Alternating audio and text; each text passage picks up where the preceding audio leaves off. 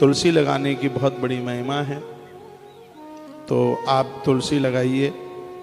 जो श्रेष्ठ तुलसी रोपते हैं तो उन्हें बिल्कुल यमराज की देहली पर जाना नहीं होता। दर्शनम नर्मदायास्तु गंगा स्नानम तथैव च तुलसी वन संसर्ग सममेतस्त्रयं स्मृतम। नर्मदा का दर्शन और गंगा का स्नान और तुलसी का सानिध्य, ये तीनों एक बराबर है। लिखने के लायक बात है। गंगा नहा करके आपको जितना पुण्य प्राप्त होता है, नर्मदा मैया का सिर्फ दर्शन करके उतना फल मिल जाता है।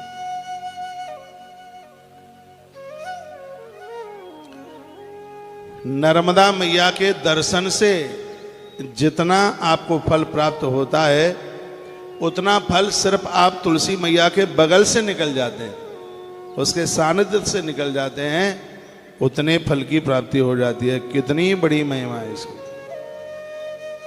गंगा के नहाने से, नर्मदा के दर्शन से जितना फल प्राप्त हो जाता है, तुलसी मैया के स्मरण मात्र से उतने फल की प्राप्ति हो जाती है। नहाने के लिए गंगा की घाट में जाना पड़ेगा, तीर में जाना पड़ेगा नहाने के लिए, तभी स्नान होगा। यमुना माता भगवती नर्मदा के दर्शन के लिए उसके पास जाना पड़ेगा।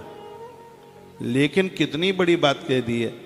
गंगा के नहाने से, नर्मदा के दर्शन से आपको जितना फल प्राप्त होता है, सिर्फ मुख से तुलसी शब्द कहने से उतने फल की प्राप्ति हो जाती है।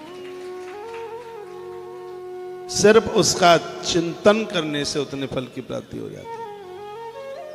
इतनी बड़ी महिमा है भैया तुलसी की। इस धरती पर भगवान की कृपा बरस रही है, ऐसे मत चूकिए।